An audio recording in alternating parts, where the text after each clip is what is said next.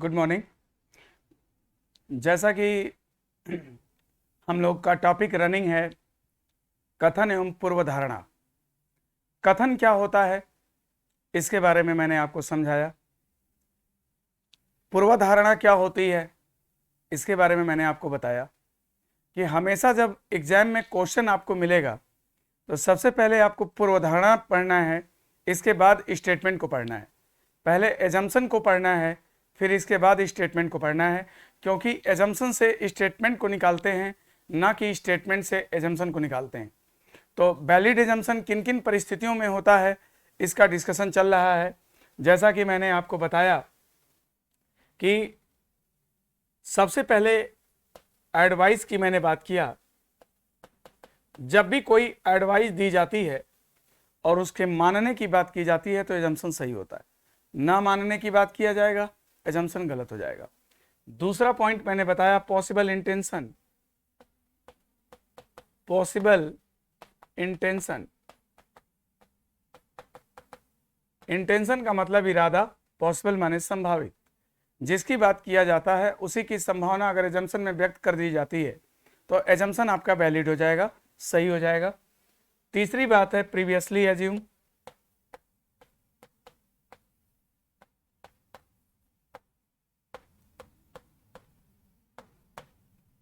Previously assume यानी पहले से जो हम धारण कर लिए होते हैं, ठीक है।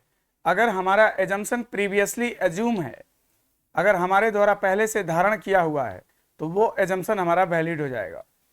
और इसके बाद चौथी बात है एडवर्टाइजमेंट।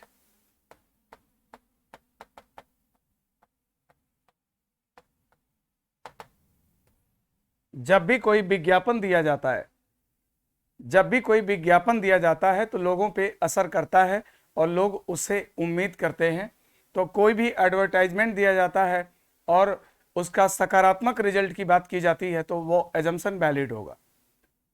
इसके बाद था नोटिस।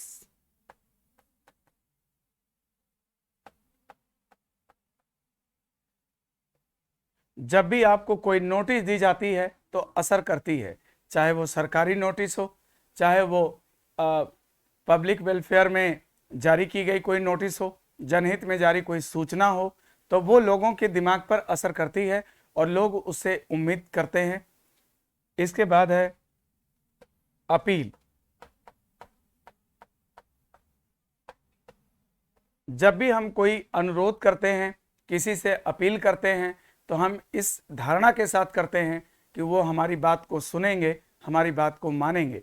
जब भी हम कोर्ट में जा कर के कोई भी याचिका दाखिल करते हैं, हम अपनी समस्या के लिए कोई मुकदमा करते हैं, तो इस उम्मीद से करते हैं कि हम केस को जीतेंगे। वो अलग बात है कि जीते या हारें, लेकिन हमेशा जो हमारा धारणा होता है कि हम ही केस को जीतेंगे। तो सबसे बड़ी बात है कि आपको स्टेटमेंट कर्ता बनना है। जो स्टेटमेंट है ये आपको मान लेना है कि वो स्टेटमेंट आप ही का है, और आप उस धारणा को पढ़िए और सोचिए कि अगर आप ये स्टेटमेंट देते तो क्या ये धारणा आपके विचार में होती कि नहीं होती, आपके दिमाग में क्या ये बातें होती या नहीं होती। ठीक है, अगर वो धारणा आपके इंटेंशन से मैच कर रही है तो इट मीन्स क्लियर कि वो सही है। अगर वो धारणा आपके इंटेंशन से मैच नहीं कर रही है तो इट मीन्स कि वो गलत है। ओके, अब इसके बाद यहां तक के पॉइंट को हमने डिस्कस कर दिया था। अब यहां पर इसके आगे बढ़ेंगे, जैसा कि एग्जिस्टेंस।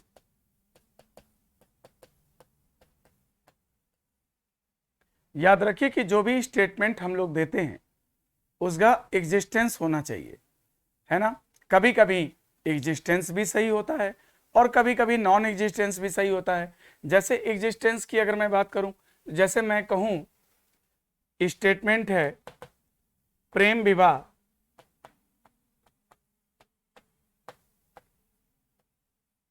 अक्सर तलाक पर खत्म हो जाते हैं।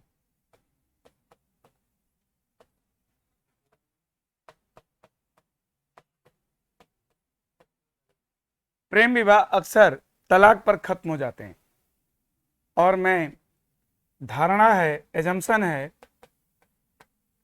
प्रेम विवाह होते हैं, प्रेम विवाह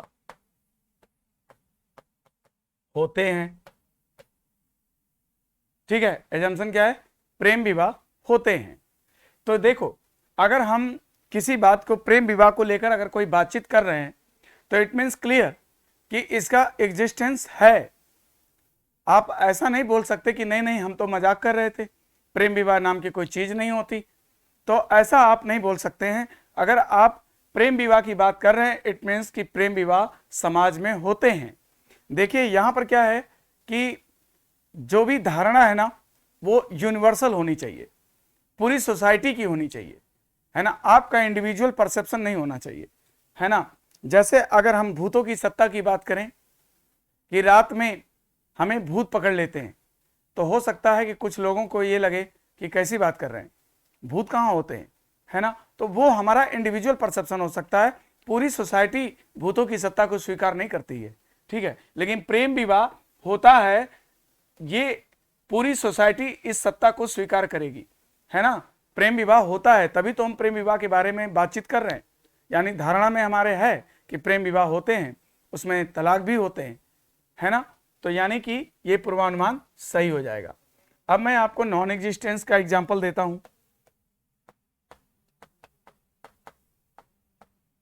नॉन एग्जिस्टेंस, याद रखिए कि क्वेश्चन के सिचुएशन के हिसाब से नॉन एग्जिस्टेंस जो होता है ना, ये भी सही होता है। कैसे? जैसे कि मान लो अगर मैं कहूं, कथन है, यदि तुम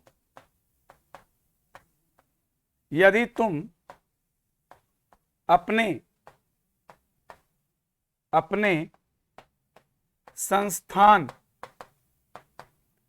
संस्थान को चलाना चाहते हो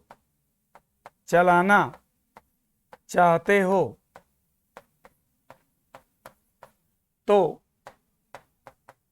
एक अच्छा मैनेजर ले आओ।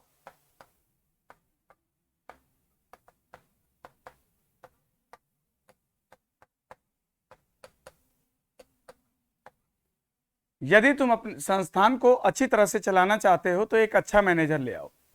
अगर तुम मान लो कि अपने दोस्त के रेस्टोरेंट में, संस्थान में कहीं जाते हो और इस तरह का एडवाइस करते हो कि अगर तुम अपने संस्थान को बेहतरीन चलाना चाहते हो तो एक अच्छा मैनेजर ले आओ, तो आपकी धारणा में क्या होगा? क्या ये बात होगी? आपको ये सोच के बताओ कि क्या तुम्हारे धारणा में ये बात होगी कि इस संस्थान में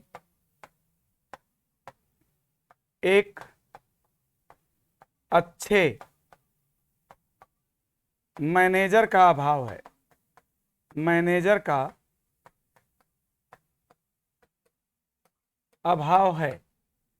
हमें बस इतना बताओ कि अगर तुम क्या ऐसी एडवाइस दोगे तो क्या तुम्हारे धारणा में ये बात होगी? क्या ऐसी धारणा तुम्हारी होगी, इस संस्थान में एक अच्छे मैनेजर का अभाव है? बिल्कुल। अगर हमारी धारणा होगी, तभी हम अपने दोस्त को ये एडवाइस करेंगे कि तुम अपने संस्थान को अच्छी तरह से चलाना चाहते हो तो तुम एक अच्छे मैनेजर का चुनाव करो, एक अच्छे मैनेजर अपने संस्थान में लेकर आओ।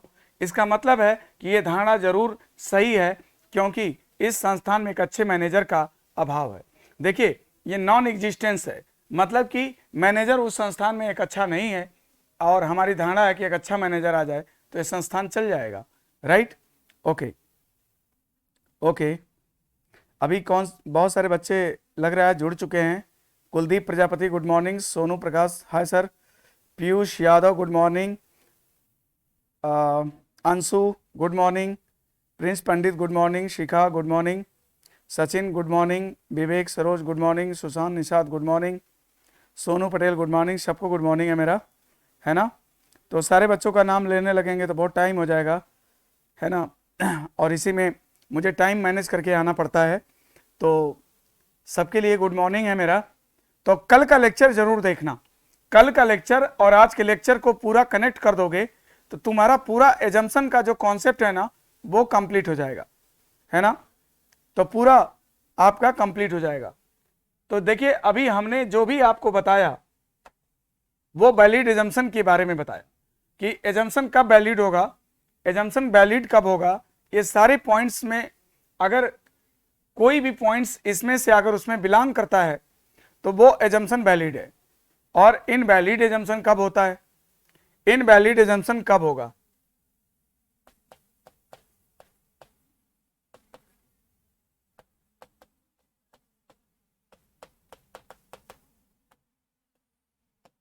Invalid assumption.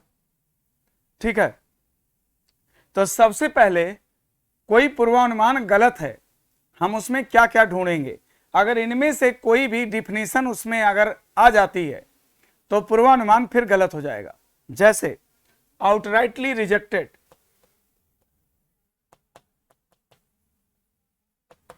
आउटराइटली रिजेक्टेड, कुछ कीवर्ड हैं, अगर वो कीवर्ड अगर आपको एजम्पशन में दिखाई देते हैं तो आप एजम्पशन को तुरंत गलत काट सकते हैं। जैसे कीवर्ड है only, each, every, any, only, each, every, any, always, neither nor, neither nor, all, best, definite,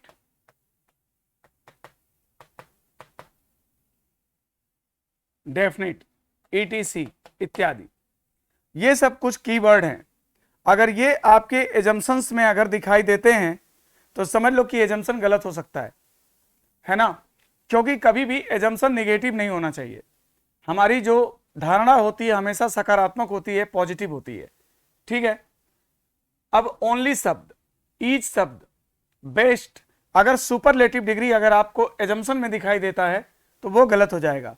एक तो एजम्पशन आपका नेगेटिव नहीं होना चाहिए, दूसरा कि वो एक्सट्रीम लेवल पे नहीं जाना चाहिए।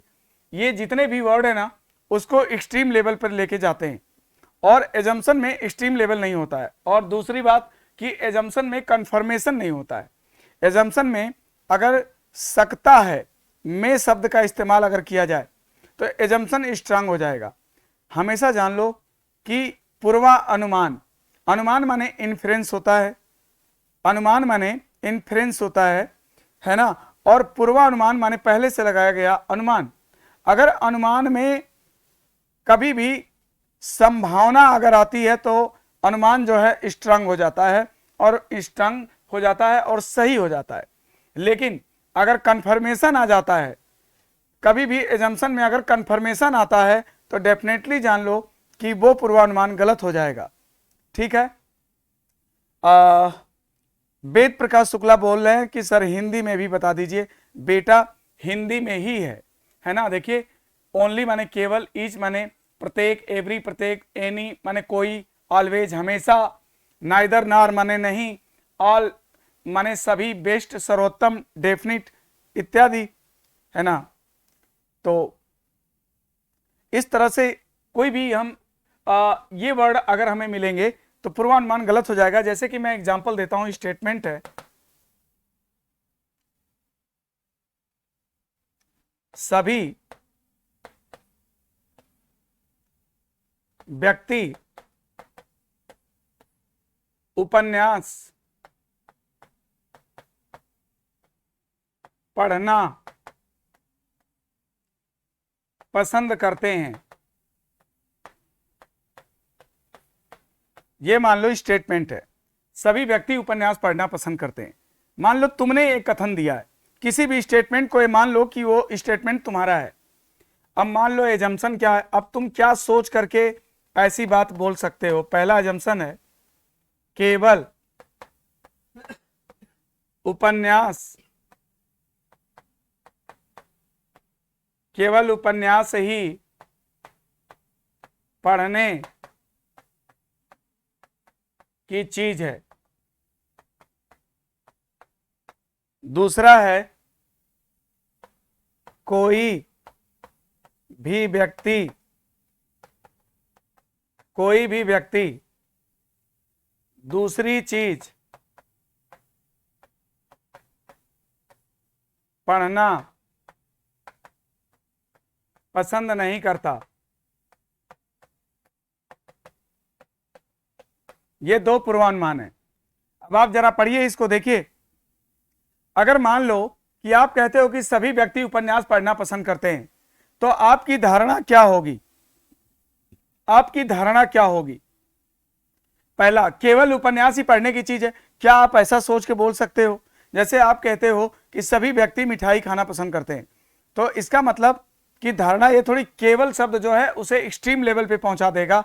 मतलब कि केवल उपन्यास ही पढ़ने की चीज है, तो ये गलत हो जाएगा। यहां पर केवल शब्द का इस्तेमाल किया गया है जो उसे एक्सट्रीम लेवल पे लेके जा रहा है। दूसरा है, कोई भी व्यक्ति दूसरी चीज पढ़ना पसंद नहीं करता है। कोई भी व्यक्ति दूसरी चीज पढ़ना पसंद नहीं करता है, ये कन्फर्मेशन आप कैसे कर सकते हैं? इसमें कन्फर्मेशन है, नहीं करता है, और ये भी समझ लो कि ये नेगेटिव है। नेगेटिव पूर्वानुमान भी गलत हो जाते हैं, नेगेटिव पूर्वानुमान भी गलत हो जाते हैं। तो मतलब इसमें दोनों पूर्वानुमान क्या होंगे? गलत हो जाएंगे। दूसरे वाले में कन्फर्मेशन है, पहले वाले में केवल शब्द का इस्तेमाल किया गया है, तो गलत हो जाएगा। जैसे मान लीजिए मैं अगला क्वेश्चन एक और लेता हूं। स्टेटमेंट है, घाटे को कम करने के लिए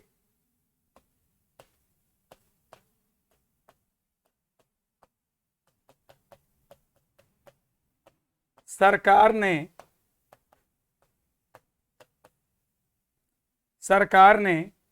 इनकम टैक्स की दरें बढ़ा दी।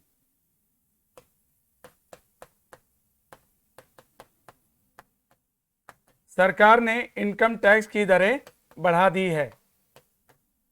ठीक है, अब इसका एजम्पशन है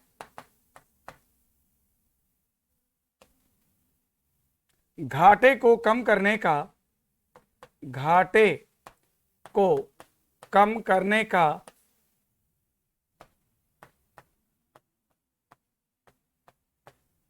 एकमात्र तरीका है,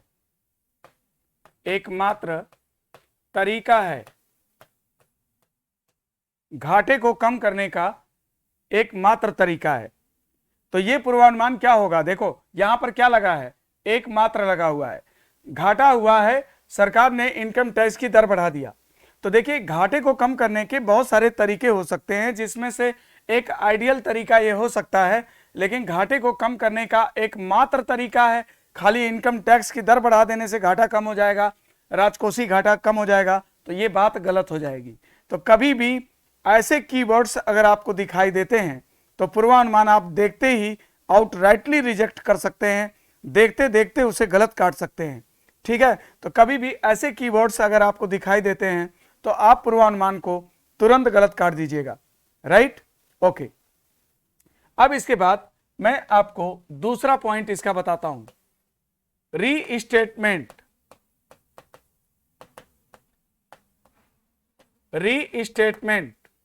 मैं आपको बता दूं कि रीस्टेटमेंट पूर्वानुमान का सबसे बड़ा शत्रु होता है। पूर्वानुमान का सबसे बड़ा शत्रु रीस्टेटमेंट है। कथन की पुनरावृत्ति कभी भी पूर्वानुमान में नहीं होना चाहिए। कथन की पुनरावृत्ति पूर्वानुमान में कभी भी नहीं होना चाहिए। क्यों? क्योंकि पूर्वानुमान वह होता है जो कथन के अलावा आपके दिमाग में चल रहा होता है। अगर उनमें से कोई बात अगर आप निकाल पाओगे तो दैट इज कॉल्ड एजम्पशन, वो एजम्पशन होगा।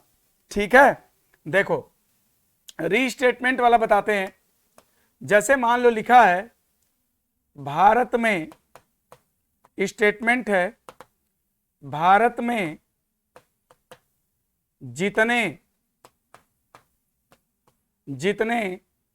टीवी सेट का उत्पादन होता है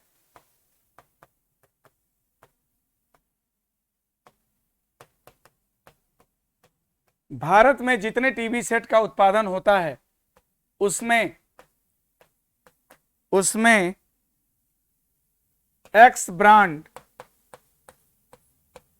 की बिक्री, एक्स ब्रांड का उत्पादन, भारत में जितने टीवी सेट का उत्पादन होता है उसमें एक्स ब्रांड का उत्पादन सर्वाधिक है।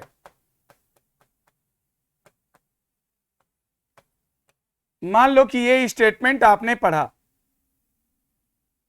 ठीक है। अंकित पटेल, फ्री पढ़ाने के लिए धन्यवाद। क्या भाई अंकित पटेल जी, अगर फ्री में नहीं पढ़ाते तो धन्यवाद नहीं देते? अरे पढ़ाने के लिए धन्यवाद बोलो बेटा, है ना। सुनो, आदित्य मौर्य गुड मॉर्निंग। शिवांगी उपाध्याय, अच्छा उसने रॉन्ग बोला था उसको। चलो देखो, भारत में जितने टीवी सेट का उत्पादन होता है उसमें एक्स ब्रांड का उत्पादन सर्वाधिक है। अब मान लो एजम्पशन ये है,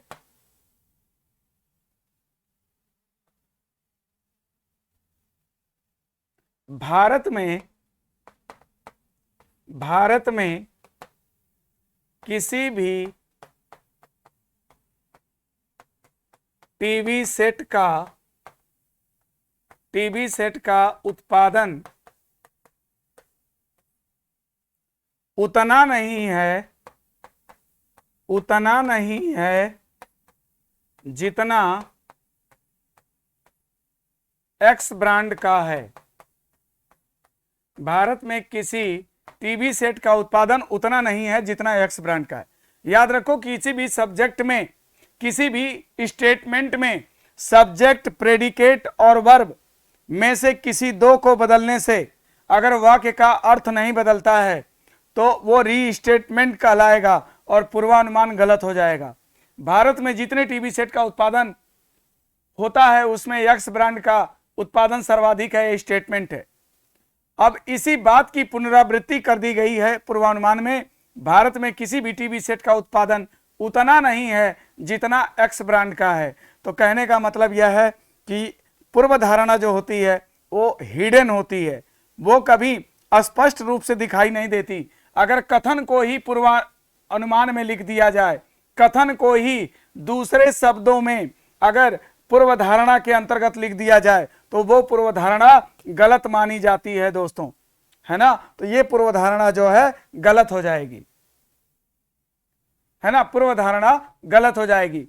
अरे यार कह रहे हैं हिंदी में बता दीजिए। बेटा हिंदी में ही तो पढ़ा रहे हैं, कौन सी अंग्रेजी पढ़ा रहे हैं? इसमें रीस्टेटमेंट माने होता है कथन की पुनरावृत्ति। अगर जो बात कथन में लिखी गई है, अगर वही बात जो है पूर्वानुमान में, पूर्व धारणा में दोहरा दिया जाए और अर्थ ना बदले, सेंस वही निकले, तो फिर पूर्वानुमान गलत हो जाएगा। पूर्वानुमान क्या हो जाएगा? गलत हो जाएगा, राइट। ओके, तो जान लेना कि कभी भी रीस्टेटमेंट पूर्वानुमान में सबसे बड़ा शत्रु होता है। अगर कभी भी स्टेटमेंट को अगर पूर्वानुमान में लिख दिया जाएगा तो पूर्वानुमान गलत हो जाएगा। पूर्वानुमान तो hidden part of the statement होता है, मतलब उस कथन का छिपा हुआ भाग होता है जो कि दिमाग में होता है लेकिन व्यक्त नहीं किया जाता है। उसमें से अगर आप कुछ निकालोगे तो पूर्वानुमान सही होगा। तो यहां पर पूर्वानुमान गलत है। तीसरा पॉइंट अब लेते हैं। तीसरा पॉइंट है अपवर्जन।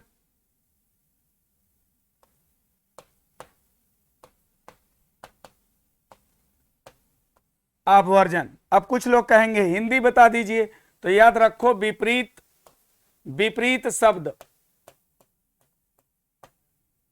विपरीत शब्द, विपरीतार्थक। तो कभी भी याद रखो कि जिसकी बात कथन में किया गया है, अगर उसके विपरीत शब्द अगर तुम्हें पूर्वानुमान में दिखाई देंगे तो पूर्वानुमान गलत हो जाएगा। Engineer Ismail Roy technical, good morning, good morning, good morning. ठीक है, देखो बिल्कुल हिंदी में ही बता रहे हैं। अपवर्जन का मतलब होता है विपरीत। अगर उसका विपरीत शब्द तुम्हें दिखाई देता है तो पूर्वानुमान गलत हो जाएगा। जैसे मान लो मैं स्टेटमेंट लिखता हूं, मान लो मैं स्टेटमेंट लिखता हूं, मित्रता लाभदायक होती है, मित्रता लाभदायक होती है। ठीक है, मान लो ये स्टेटमेंट है। अब मैं आपको एजम्पशन देता हूं, पूर्वानुमान। चलिए इस बार मैं आपको 3 एजम्पशन दूंगा। इस बार मैं आपको 3 एजम्पशन देता हूं, कथन एक ही है, एजम्पशन मैं 3 देता हूं चेक करने के लिए। तो चलो देखो, अगर मैं यहां पे लिखूं पूर्वानुमान शत्रुता हानिकारक होती है,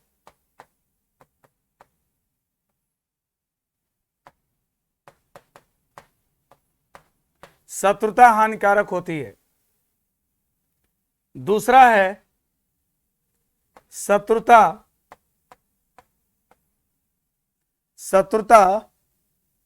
लाभदायक नहीं होती है।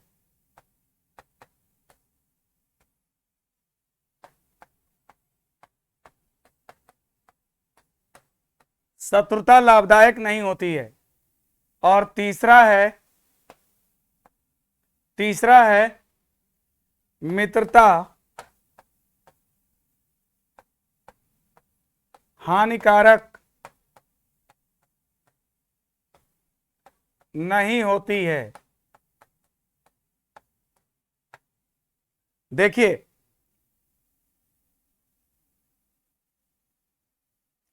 अब यहां पर देखिए सोनू प्रकाश सर, मैं टोटल आपका सॉल्यूशन को पढ़ता हूं कि पढ़ाता हूं? क्या करते हो सोनू प्रकाश जी, पढ़ते हो कि पढ़ाते हो? सूरज गौतम गुड मॉर्निंग, सबको गुड मॉर्निंग है।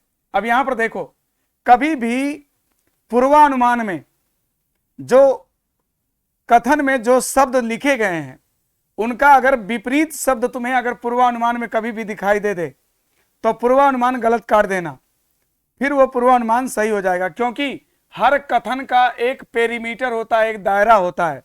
बात अगर स्पोर्ट की हो रही है तो बात स्पोर्ट की ही होनी चाहिए, बात फिल्म की हो रही है तो बात फिल्म की ही होनी चाहिए, धारणा भी फिल्म पे ही आना चाहिए। ठीक है, तो अब इधर देखो, स्टेटमेंट क्या है? मित्रता लाभदायक होती है। अब मित्रता का विलोम शब्द क्या हो जाएगा? शत्रुता, यानी पूर्वानुमान गलत हो जाएगा। जैसे ही अपवर्जन दिखाई देगा, मतलब विपरीतार्थक शब्द दिखाई देंगे, वैसे ही पूर्वानुमान गलत काट देंगे देखते ही देखते। लाभदायक का विलोम क्या होता है? हानिकारक, यानी पूर्वानुमान गलत हो गया। दूसरा पूर्वानुमान देखो, यहां मित्रता है, यहां शत्रुता है, अपोजिट शब्द दिखाई दे दिया और अपोजिट दे दिया तो पूर्वानुमान गलत हो जाएगा। याद रखना कि कभी भी विपरीत शब्द तुम्हें दिखाई नहीं देने चाहिए। अगर पूर्वानुमान में कभी विपरीतार्थक शब्द दिखाई देते हैं तो पूर्वानुमान को तुरंत गलत काट दोगे। मित्रता, चलो मित्रता का मित्रता है, लाभदायक का विलोम क्या हो जाएगा? हानिकारक आ गया, लाभदायक का विलोम हानिकारक आ गया, पूर्वानुमान गलत है। तो मैंने आपको बताया कि कभी भी पूर्वानुमान के अंतर्गत अगर स्टेटमेंट में जो वर्ड प्रयोग किया गया है, अगर उसका अपोजिट वर्ड अगर आपको दिखाई देता है तो आप जो है तुरंत पूर्वानुमान को क्या करेंगे? गलत काट देंगे। ठीक है ना भाई, तुरंत गलत काट देंगे। ठीक है, बिल्कुल। तो इस तरह से यहां तक। और एक चीज और, आप एक और हेडिंग लिख सकते हैं, कन्वर्जन।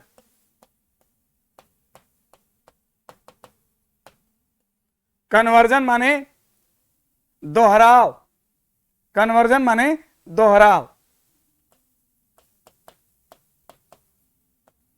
वाक्य का दोहराव नहीं होना चाहिए।